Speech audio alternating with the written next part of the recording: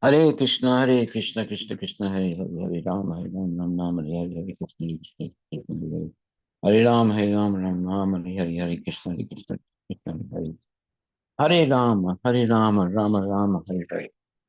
I have three beads I had to count on, so so I finished it. So good, yeah. Okay, so today we're reading from Bhagavad Gita, chapter 2. Is it text 16? Yes. Okay, one of my favorite verses. And it says, Na sato vidyate bhavo, na bhavo vidyate sata, ubayor apijisto nadas, tvanayas tattvadarsibihi. And this verse says, those who are seers of the truth have concluded that of the non-existent, meaning the material body, there is no endurance. And of the eternal, meaning the soul, there is no change. This they have concluded by studying the nature of both. So when it says non-existent, that means something that's temporal, that's begins and ends.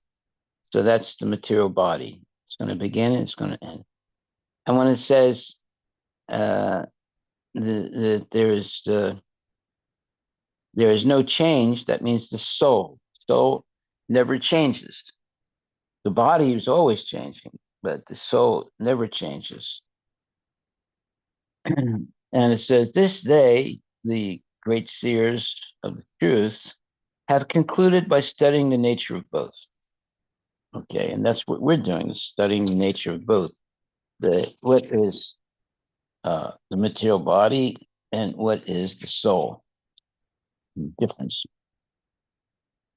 And the purport, Srila Prabhupada writes, there is no endurance of the changing body, that the body is changing every moment by the actions and reactions of the different cells is admitted by modern medical science.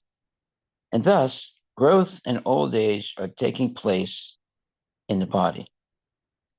But the spirit, the spirit soul exists permanent, remaining the same despite all changes of the body and the mind. That is the difference between matter and spirit. By nature, the body is ever changing, and the soul is eternal.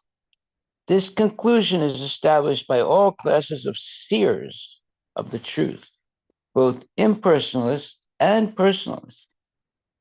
In the Vishnu Purana 2.12.38, it is stated that Vishnu and his abodes, notice that the abodes is plural, all have self-illuminated spiritual existence. Jyotimsi Vishnu Bhuvanari, Bhuvanani Vishnu. The words existent and non-existent refer only to the spirit and matter. That is the version of all seers of truth. This is the beginning of the instruction by the Lord to the living entities who are bewildered by the influence of ignorance. Removal of ignorance involves the reestablishment of the eternal relationship between the worshiper and the worshipable. So we are the worshipers, and the worshipable, that is Krishna himself.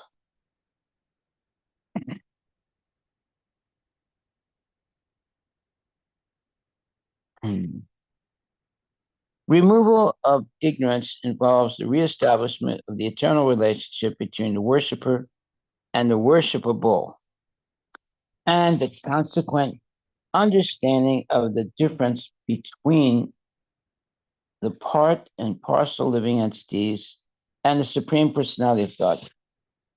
One can understand the nature of the Supreme by thorough study of oneself.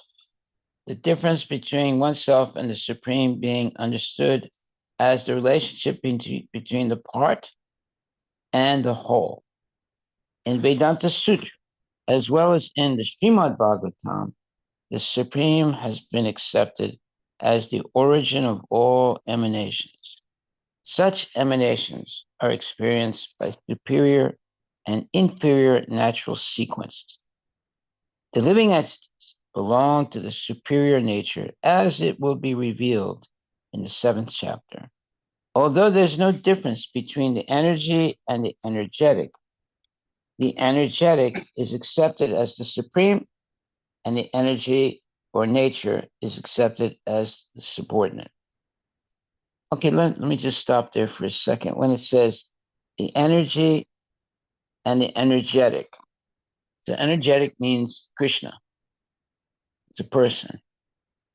And the energy is the energy of the Lord.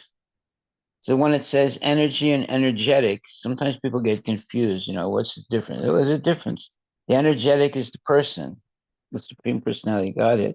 And the energy is also the Supreme Personality of Godhead, but that's his energy that he's manifesting. Most of the people are interested in energy, Maharaj, not the energetic. Exactly right. They always feel a lot of good energy in something, but they don't connect with the energetic. They don't see the deities. Positive energy. Or they think the deities are just idols. So he's energy and we're energetic. No. He is the The, uh, the energetic is the Supreme Personality of Godhead. And energy is his energy. It's his force. Yeah. So we are, okay, if you want to say we are his energy, and Krishna is the energetic. Okay. Okay, so then we go. The difference between matter and spirit. By nature, the body is ever changing and the soul is eternal. This conclusion is established by all classes of seers of the truth, both impersonalist and personalist. In the Vishnu Purana 2.12.38, it is stated that Vishnu and his abodes all have self-illuminated spiritual existence. The words existent and non-existent refer to the spirit and matter. That is the version of all seers of truth.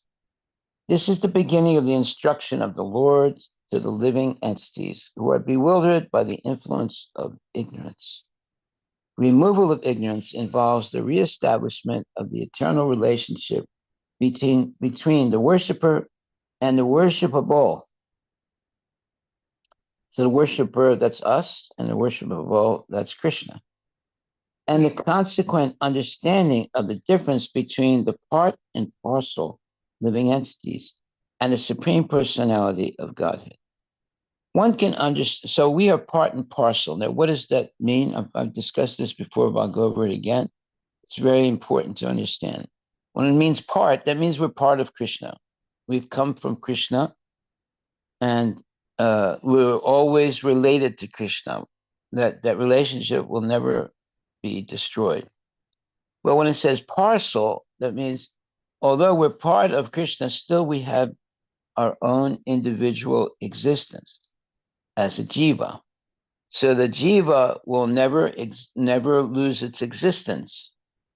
Whereas the Mayavadis, they think that the jiva is an illusion, and the absolute truth is when the jiva disappears and merges into the Brahman, and therefore they don't believe that the jivas, you and me, have eternal existence.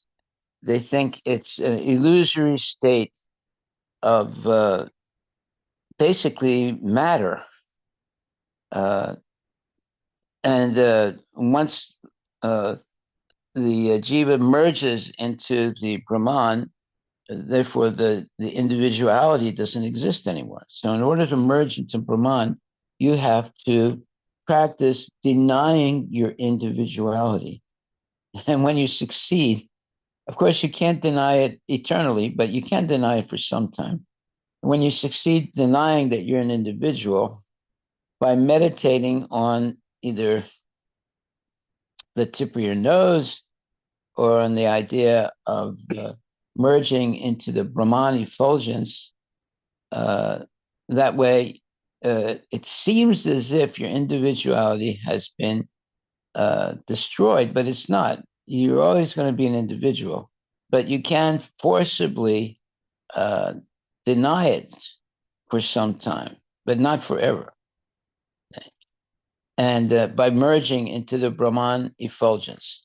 Now, the Brahman effulgence is made up of infinite jivas, but they're not necessarily conscious. They're not dead, but they're not necessarily conscious. Like you could say they're like in a sleeping state, and they're emanating. Light is emanating all everywhere, right? So the sunlight is made up of infinite jivas, and uh, and they can reflect also. So it's very interesting. Einstein, he became very interested in sunlight, and a lot of the theories that he made were things that he realized from studying sunlight. You know, and of course, the sun is the source of all energy in the universe, right? Some people think, oh no, there's many suns. No, every universe is only one sun. And then, but that sun is so powerful that its light is being reflected off of all the planets, right? And it's what keeps everything alive in the universe. If the sun, explodes and, doesn't exist anymore, the whole universe that we're in would collapse. Right? The other thing is, everything is being held in orbits. And how is that happening? It didn't happen by accident. Krishna is keeping everything in perfect orbits. And the day he stops doing that, everything will collapse. All the planets will just disintegrate. They'll just go haphazardly flying into space and disintegrate. So we take too many things. I mean, mundane people take too many things uh, as if it's always been like that and it always will be like that, right? That's the way they get away from talking about God. They'll say, "Well, the sun has always been there, creation has always been there," but that's not true. Uh, there's creation is not always there. Sometimes it disappears, right? It gets uh, goes back into the body of Mahavishnu, all the living entities, and the whole material nature. So you see how, but the Maya bodies, in order to avoid God, they say, well, the sun has always been there, or nature has always been there. It's eternal. Well, it is eternal, but it goes through two phases. Sometimes it manifests, sometimes it's not manifest. Right? And when it's not manifest, how is it not manifest? It goes back into the body of Mahavishnu, who's the Supreme Personality of Godhead. Now, of course, the atheists, they can't, they can't accept that. But that's what the explanation is in the Shastra. Sure. The soul is Sat Chit Ananda, right? Yes. Sat Chitananda Vigraha. Yeah. So when it is in the Brahman, you said that it has no consciousness. That means it has no chit. No, it still exists. Whenever, like when you go to sleep, you still have chit. You still have, you know, yeah. Sat means eternity. Chit means consciousness, and Sat Chit Ananda means bliss, and Vigraha means form. So you're going to always have these things, but they might become dormant. Right. Yeah. You don't lose them. Okay. So now we'll continue. The words existent and non-existent refer only to the spirit and matter. What is the version? That is the version of all series of truth.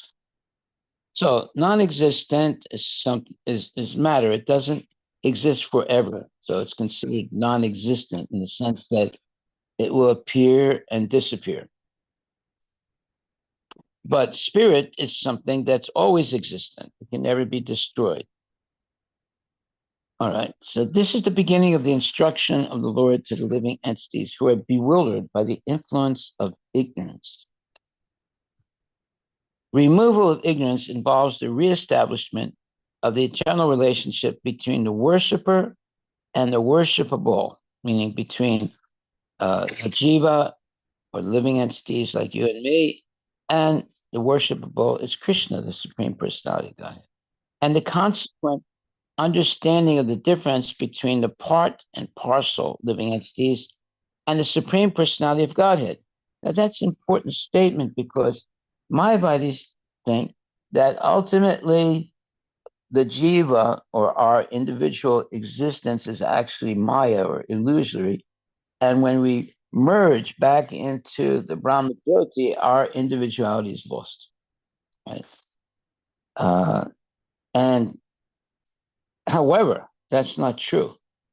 Even if we are in the Brahma Jyoti, which is made up of infinite number of jivas, our individuality is still there, but it's in, like, say, a dormant or sleep stage. You know, it's emanating through, through the universe, but it's not. Uh, you don't see the form of the jiva. The jiva is merged into the Brahma Jyoti, but the form is there still because the Brahma Jyoti, the eternal light that's emanating from the body of Lord Krishna, is made up of infinite jivas, but in the state of pencils of light, as it's described in the Brahma Samhita, pencils of light.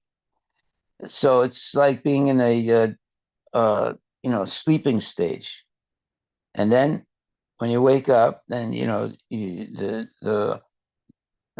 body of the jiva manifests. Okay, so then one can understand the nature of the Supreme by thorough study of oneself. The difference between oneself and the Supreme being understood as the relationship between the part and the whole. So, if we study ourselves and honestly, we can understand up to 78% who Krishna is also. So, for example, if we are, if someone, we have a friend who's always giving us something as presents, so we like that person. So now you can understand Krishna also. He likes those people that are always making offerings to him. So you understand yourself, now you're understanding something about Krishna. Uh, but there are some things about Krishna that we won't be able to emulate. And there are other things that we won't be able to completely understand. Because he's the Supreme Personality Godhead. He has unlimited potencies. We don't have unlimited potencies. We don't even know what would that be like, you know. One can understand the nature of the Supreme by thorough study of oneself. The difference between oneself and the Supreme being understood as the relationship between the part and the whole. In the Vedanta Sutras, as well as in the Srimad Bhagavatam, the Supreme has been accepted as the origin of all emanations. So that's the definition of God. Everything is emanating from him. Now, if someone says, "Oh, I'm God," but they can't they can't show you that everything is emanating from them, right? So the definition of God is He from whom everything is emanating. He's the source of all energies. Now, the jiva is one energy of God, but there's trillions of jivas, right? And those are not the only energies of God.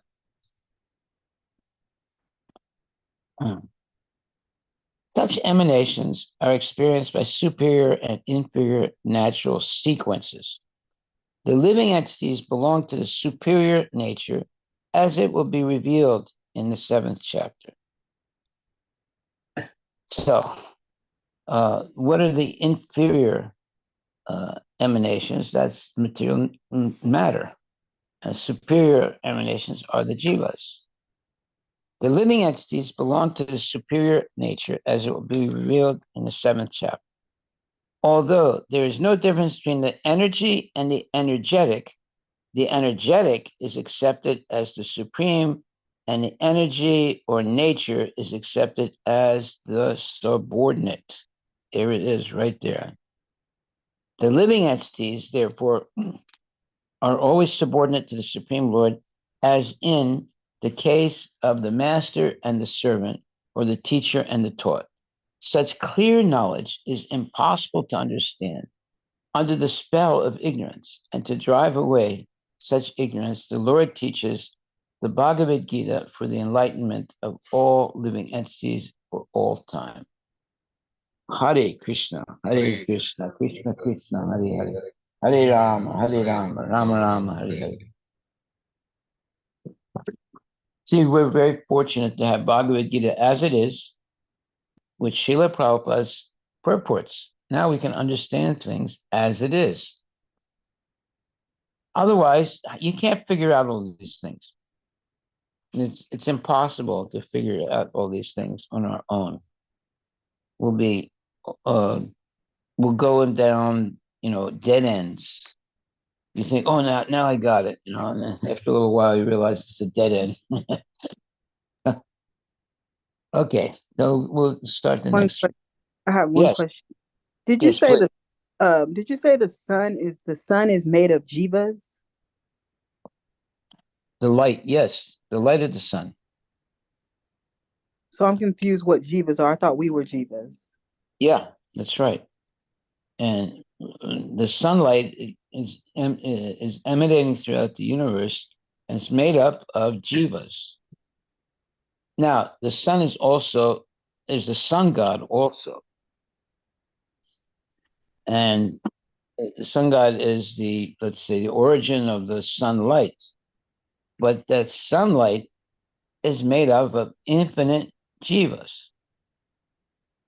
Like, for example, your body, my body, is made up of infinite, or so many different corpuscles and blood and things like that, right? But Right. our body is made up also of many. Each cell in our body is actually a jiva, Mm-hmm. and we're the controlling jiva, and all the other jivas or cells are under our control. So you can see that there's souls everywhere in the universe. Everywhere you go, there's going to be souls or living entities, uh, and but there are living entities that are subordinate and living entities that are controllers.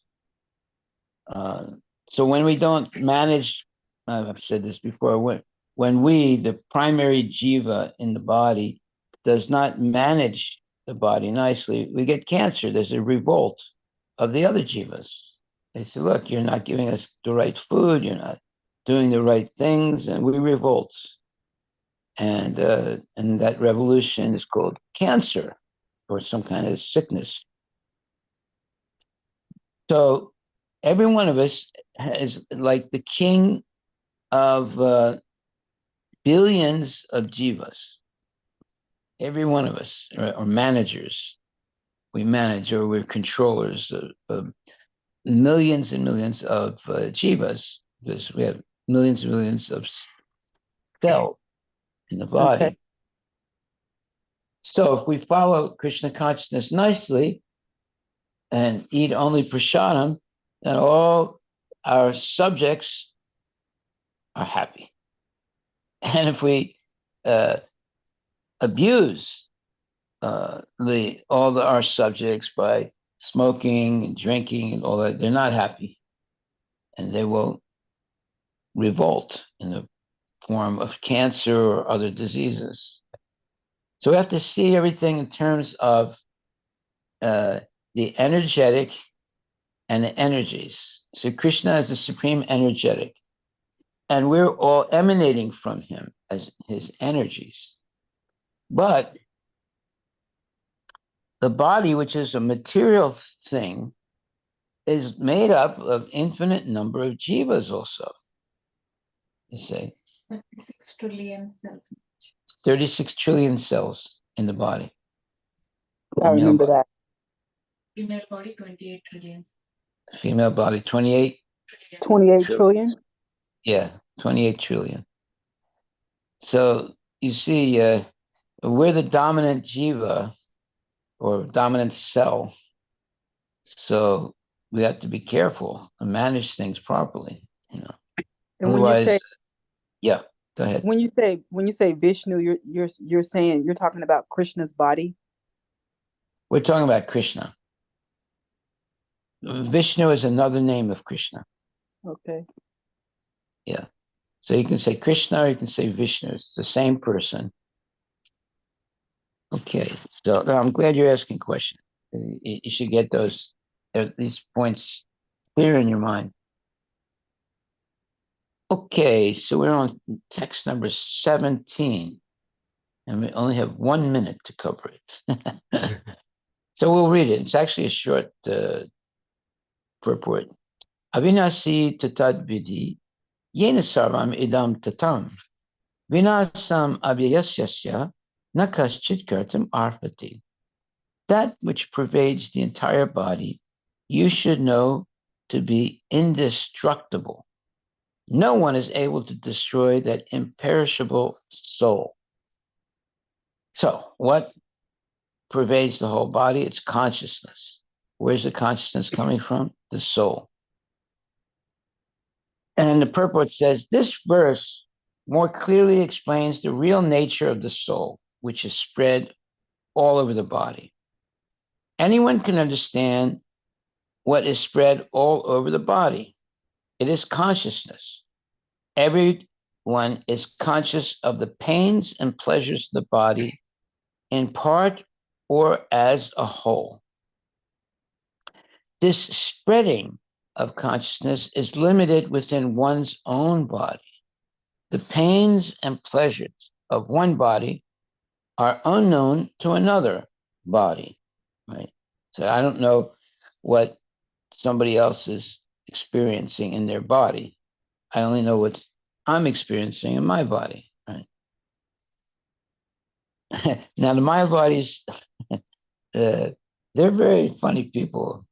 So one time there was a disciple of a Mayavadi, and he knocked on his door.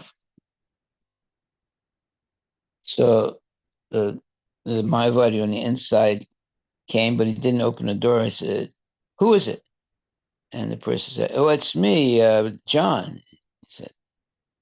He said, "Go away." So John was a little confused. So then he knocked again. And then my audience inside said, "Who is it?" He said, "It is you. Come in." That's exactly what the Mayavadis are, you know. They believe there's only one soul. They don't believe that there's different souls, you know. So he let him in when he said, "It is you," you know. Like they play these words. Yeah, it's all The nonsense. me in You know. you and the you in me. You, me, thee, thy, though, you know, it's all nonsense. So that which pervades the entire body, you should know to be indestructible. No one is able to destroy that imperishable soul. Purport. This verse more clearly explains the real nature of the soul, which is spread all over the body. Anyone can understand what is spread all over the body. It is consciousness. Everyone is conscious of the pains and pleasures of the body in part or as a whole. This spreading of consciousness is limited within one's own body. The pains and pleasures of one body are unknown to another. Therefore, each and every body is the embodiment of an individual soul, and the symptom of the soul's presence is perceived as individual consciousness. This soul is described as 1/10,000th part of the upper portion of the hair point in size. That means it's smaller than our soul, which is expanding this consciousness all over our body, is smaller than an atom. That's how powerful it is. Smaller than an atom. And there's only one sun in the universe.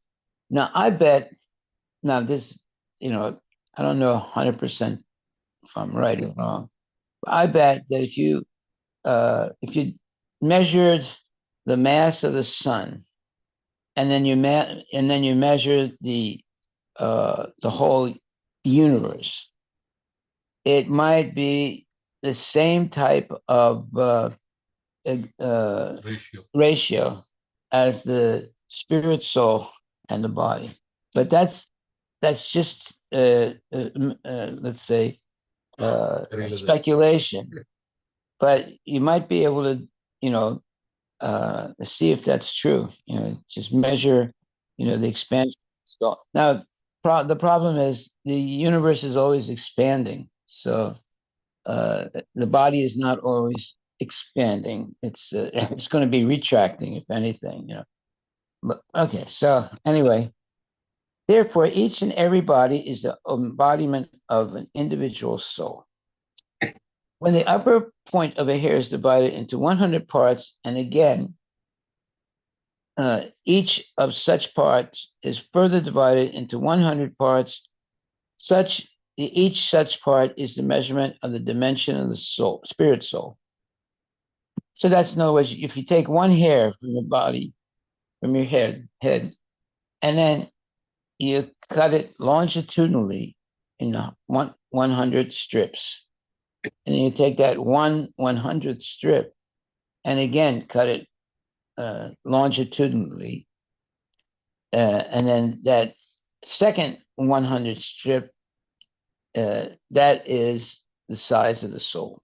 Now you can describe it, but you can't do it physically because that'll be smaller than an atom.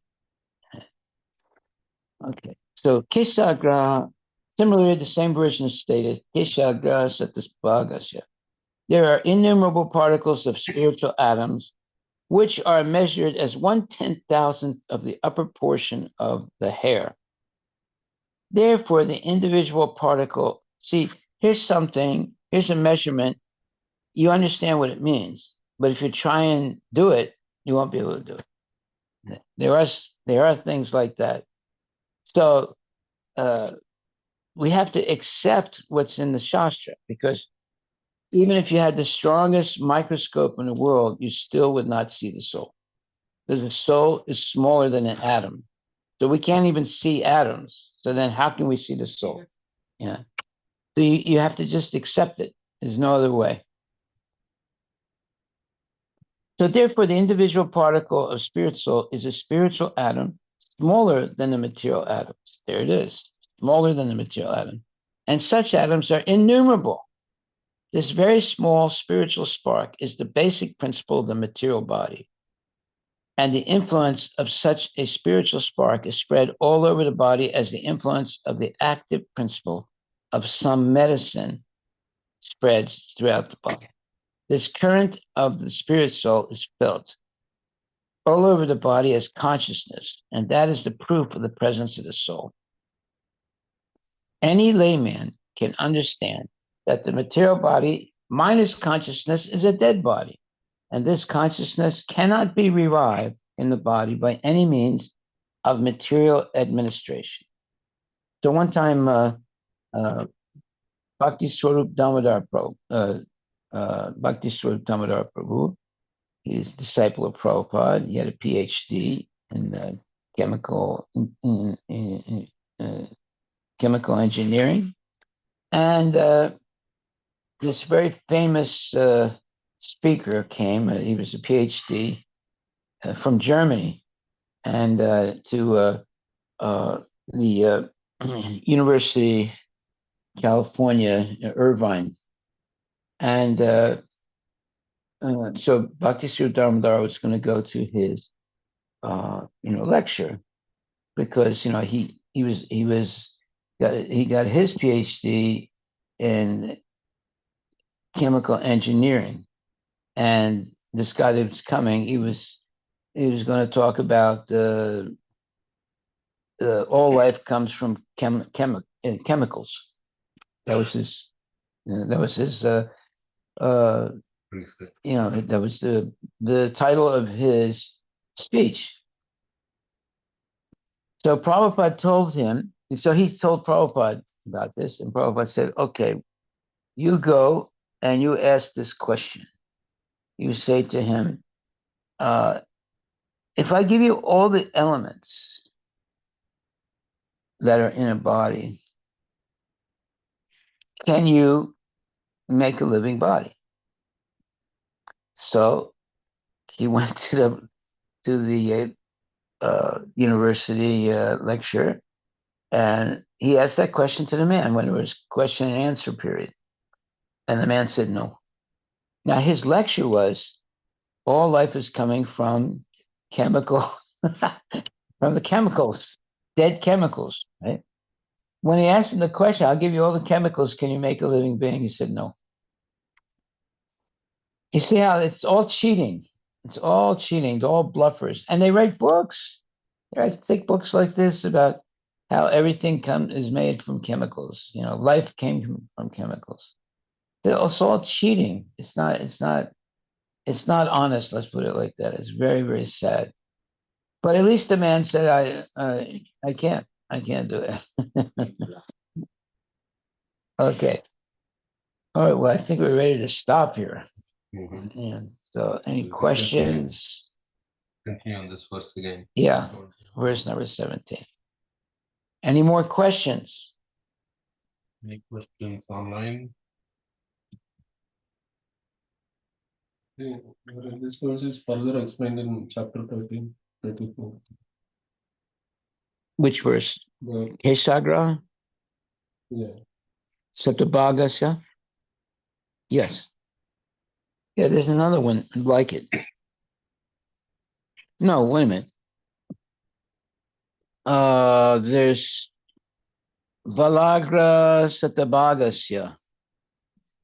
And then there's Keshagra Satabhagasya. So there's two verses in the Sritasva Tara Upanishad that explain the size of the soul. That's what you were referring to, right? Yeah, and the proof of the soul is consciousness. Yes. So that is further explained in chapter 13. Okay, good. Yeah. The chapter where Krishna says that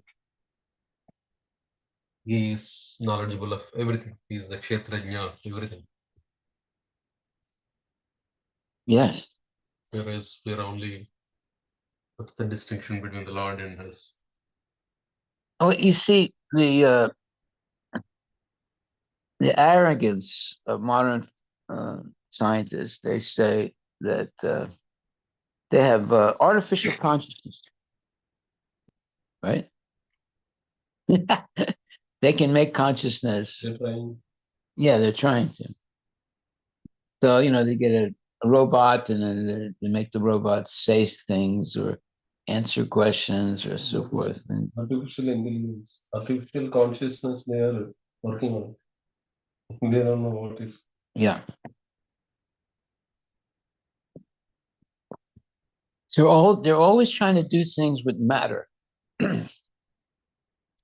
What? Why? Because they ignore spirit, because they can't measure it, they can't see it. Therefore, they say it doesn't exist, or it's not something that you can call science, because you can't measure it. But yet, like in mathematics, in order to solve some mathematical problems, you assume something like a -1. Now, does -1 exist? Well, how would that exist, -1? But they need to say that there's -1 in order to solve some problems. But what a -1 would be, what, less than 0, you know, or it would be 0 or less than 0. Yeah. Yeah. So you can't. I mean, it's something that doesn't exist, but it's necessary in order to solve some mathematical problems. And same way, scientists, they assume things that they can't really prove exist. Like, for example, this whole thing about the what is those clouds in the universe that you get sucked into. Black holes, right? Now, when that philosopher scientist, he said that once you're going to sit, and once the matter is sucked into the black holes, that's it, it's finished. Now they're saying 30 years later that some energy can come out of it also. So they changed their theory. So you see, they don't really know what they're talking about. They know something, but first of all, what is a black hole? I mean, you can't go into a black hole; you'll be dead, right? So how can you really know what's going on in the black hole? And there are a lot of things like that. Like, for example, is that the core of Mahavishnu? I don't want to speculate. I don't know. I'm going to tell you I don't know, because I don't know. It's from the pores of Mahavishnu. Yeah, Creation.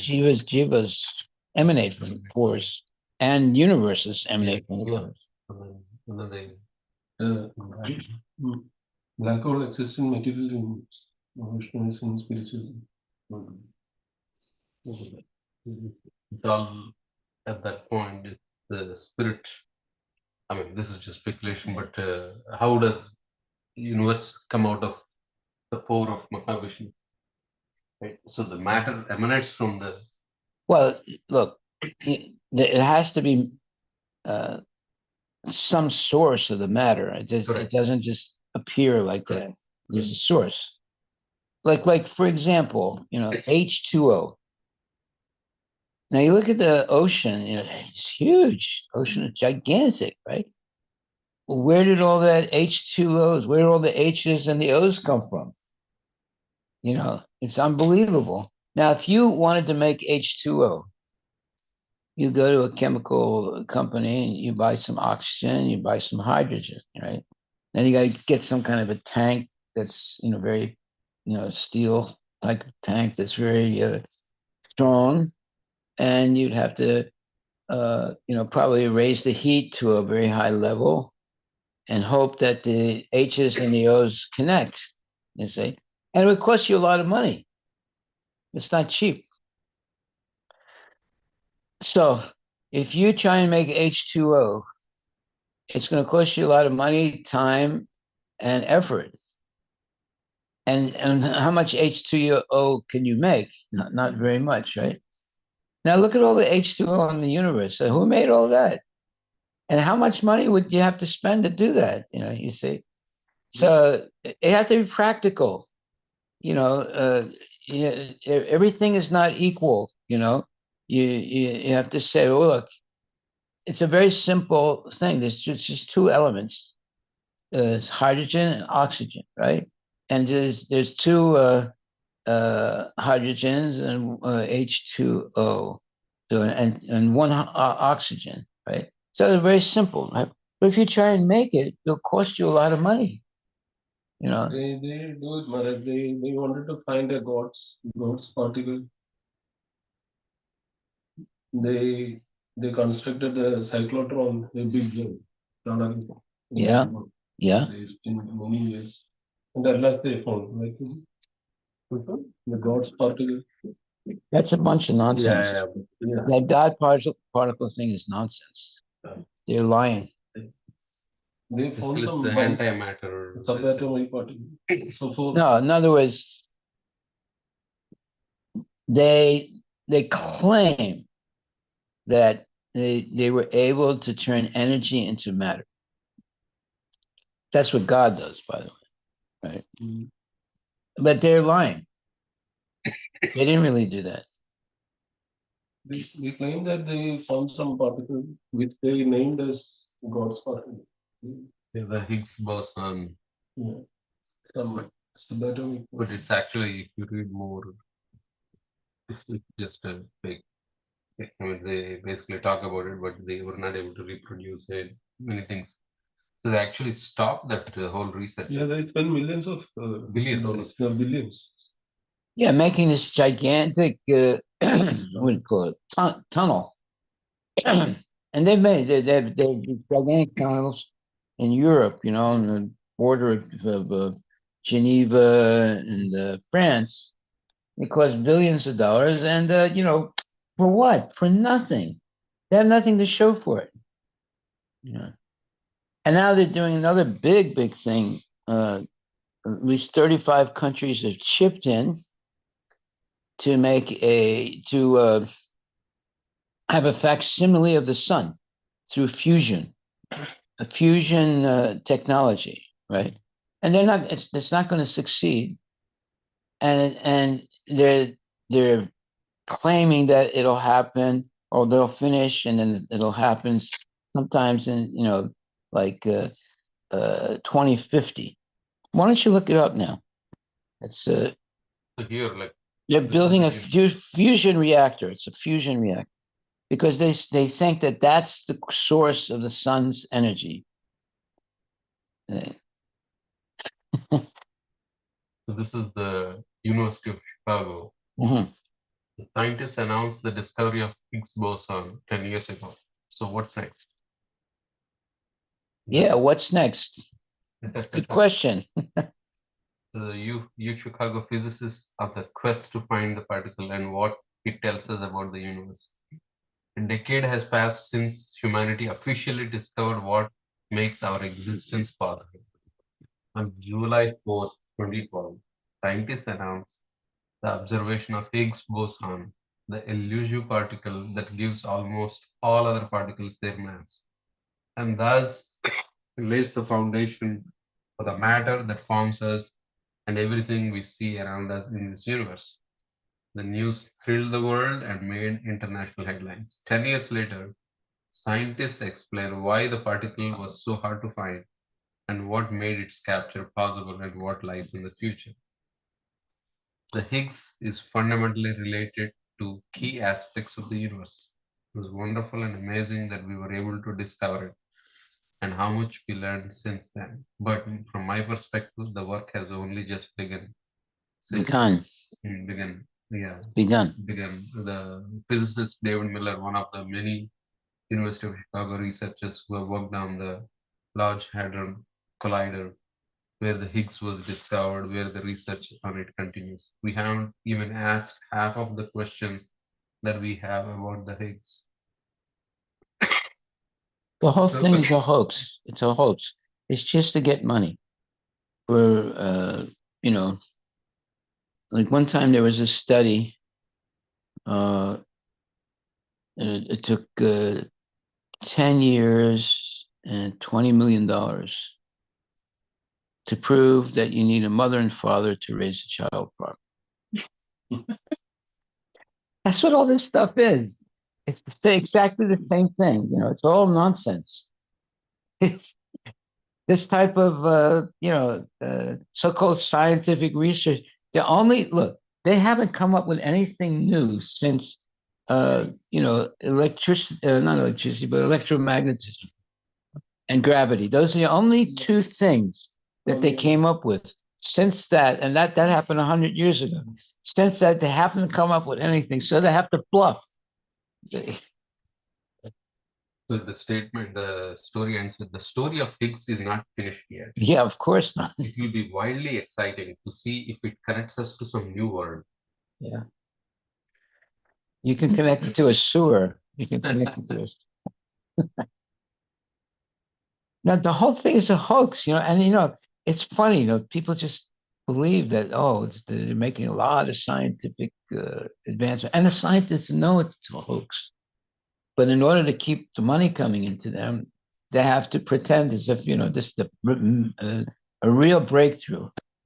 They've only made two breakthroughs. One is gravity. Even that gravity, they don't understand it. And the other is electromagnetism. That they understand, a lot because they're able to do things with it, produce a lot of things. But besides that, nothing else. They haven't discovered anything new since that. And lifetimes is passed by with that research, right, Maharaj? Oh, yeah. It's nowhere. Yeah. Now, I look up this fusion reactor. Look that up. That's the biggest hoax in the world. They're spending, I don't know, hundreds and billions of dollars to try and emulate making sun energy. Well, we have it. We already have the sun energy, right? You don't have to. You don't have to make it. And you should look up. You can look this up. How much of the sun's energy Wow. comes to the Earth?